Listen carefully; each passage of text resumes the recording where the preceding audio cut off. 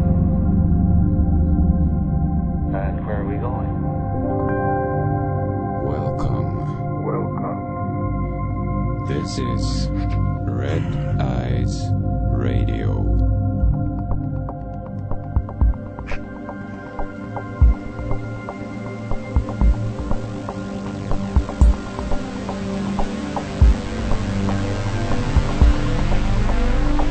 Hello everyone and welcome. This is Red Eyes Radio and you are listening to bbsradio.com, and I want to thank you all for tuning in today. My name is Henrik Palmgren and I'm the editor of the Red Eyes website, and I will be your host for the following hour. I'm coming to you from our command center, the new Red Eyes studio from the west coast of Sweden. And everyone tuning in today are in for a real treat because we have David Icke joining us today. And I'm very excited about this show. And I hope and also believe that most people out there listening to this show are familiar with at least some of David's excellent work and research. And this is just an hour-short program, so it might not be the best place to go through the entire background story of Mr. Icke.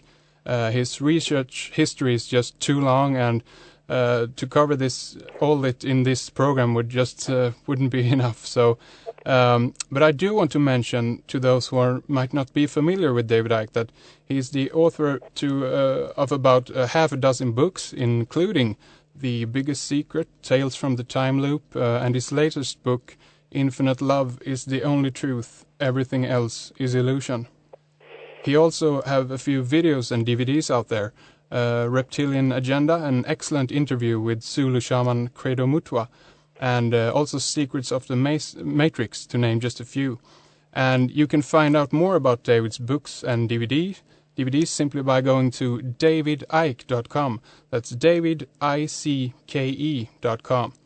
And there's lots to talk about, and I want to spend as much time as possible with our guests, so I want to welcome you to the program, David, and thank you so much for taking the time to talk to us today. It's a pleasure, Henry. It's great to have you here. I'm very excited about this show. And first up here, let me just say that I want to thank you for having the courage to, speak your truth and following your research where it has led you, and it has awakened a lot of people, including myself. And I just want to, kind of as a personal note here, say that I appreciate your work very, very much. So thank you. Thank you very much. It's something that a lot of people that start on this road will appreciate, that once you start to realize what's going on in the world, there's no turning back anyway, because you can't walk away and unless you go through some amnesic program and forget about what you now know, you can't walk away and just forget about it, because what I was writing about years ago is now happening on the news every day, never mind every week, and we're now in the eye of the storm, and we've got to, all of us stand up and face it, so that we can change the direction of the way the world's going, which is towards a very Orwellian, global, no other word for it, fascist state. Yeah, it's absolutely, I can't agree more. And as to start things off here, I also have my own alternative news website in quotes, and I follow much of the strangeness and the bizarre world of the headlines out there, and much as you do with your excellent headlines page on davidicke.com. And I can't resist the urge to ask you right up front here what you think about the latest, quote, official release of the frames of Flight 77 hitting the Pentagon. Well, there's a number of common things that you can apply to these events that change the direction of the world or change the direction of a society that they take place in. Events like 9/11 obviously change the direction of the world, which is what has happened. But you can look at other things like President Kennedy's assassination, Princess Diana's assassination, on and on it goes. The Oklahoma bombing, the Murrah building, and you find a series of common themes, and one of them is this: when us seeing or hearing something would support the official story we're being given, we see or hear it. When us seeing or hearing something would destroy the official story, then we don't see or hear it. This is why in a society in which increasingly there is mass surveillance, cameras everywhere, the cameras are not working or the tapes go missing whenever there is a situation where they would show us what actually happened in one of these events. I was interviewed on television yesterday about the Diana assassination in Paris, and that was another classic. 17 traffic cameras between the Ritz Hotel and the Pont d'Alma Tunnel, none of them working.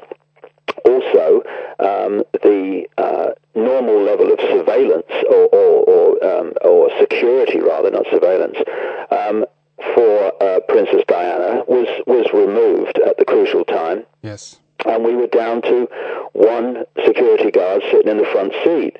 Now, you look at the assassination of Martin Luther King, the same thing happened.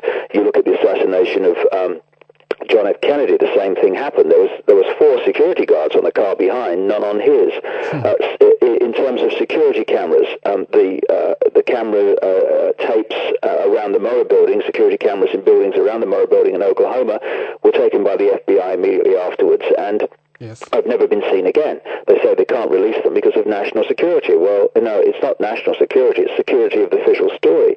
And when you come round again to the question you asked about the plane hitting the Pentagon, or what is claimed to have been a plane, again, we have 84, I think it is, surveillance cameras, as you would, around the building that is the headquarters of the American military. yes. You also have cameras around the Pentagon and other buildings. Particularly, there's a gas station across the road, which I've actually been to. It's only for military people, as I found out when I pulled in. But it had surveillance cameras looking out across the gas station, out to the very part of the building, the Pentagon, where the explosion happened. And none of those tapes have been made public, and as the gas station people have confirmed, the FBI, as usual, came along on the morning of 9/11 and took them away, and they've never been seen again. So what is happening, Hendrik, is all the time we are being kept from anything that would destroy the official story, because these stories are just make-believe, so that they can use the justification of these terrorist events to change society through more surveillance and more control. However, what's happening, as you'll of course noted yourself, is that this so-called 9/11 truth movement is now really starting to gain ground. It's now getting some very significant people within the system who are coming out and saying this makes absolutely no sense. So they're now in a situation where they're having to try to justify the official story more and more as this questioning gathers pace. There was a poll this week, apparently, which showed that 42% of American people want and believe there's been a cover-up and want a proper inquiry into what happened on 9/11.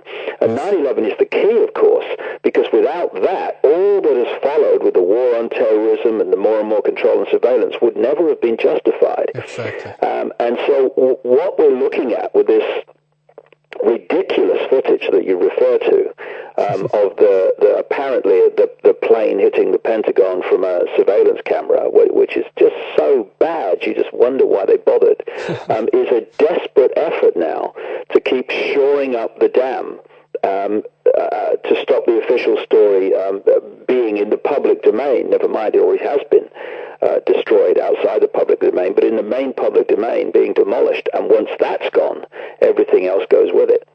Yeah, exactly. And there have been a few articles I've seen that hint that they will release more footage soon. And what do you make of that? Do you think they ever will?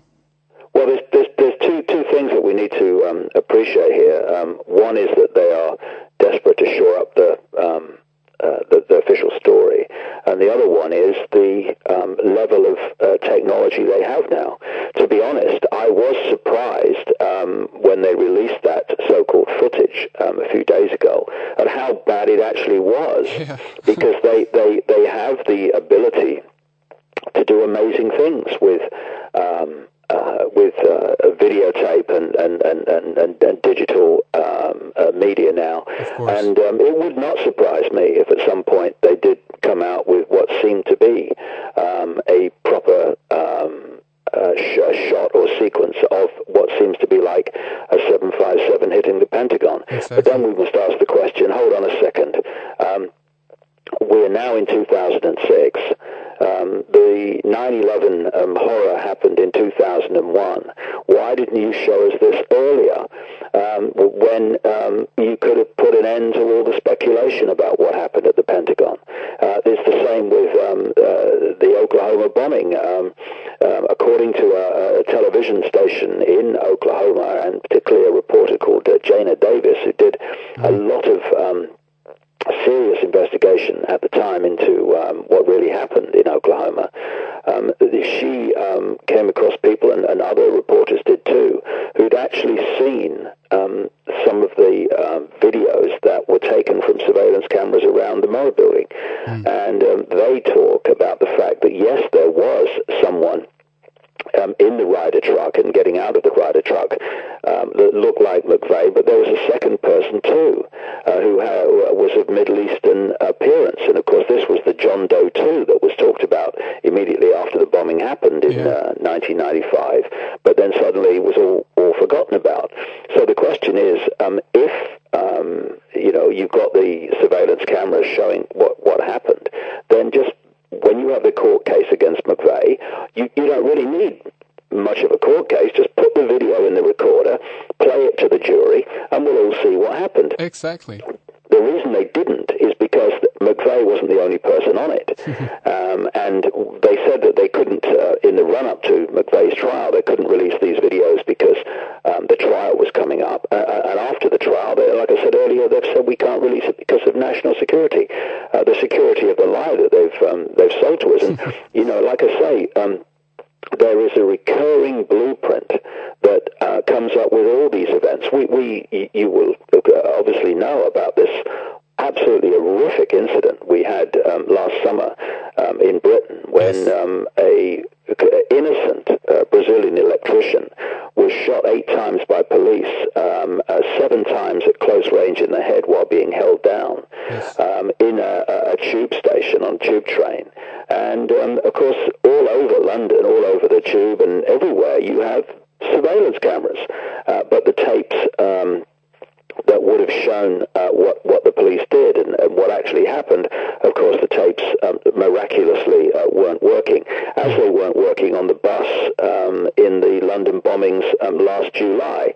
It's an amazing coincidence the way they work when they want them to, and suddenly they don't when they don't want them to. And the reason for that is it's all, of course, engineered. Exactly. And then comes the question, okay,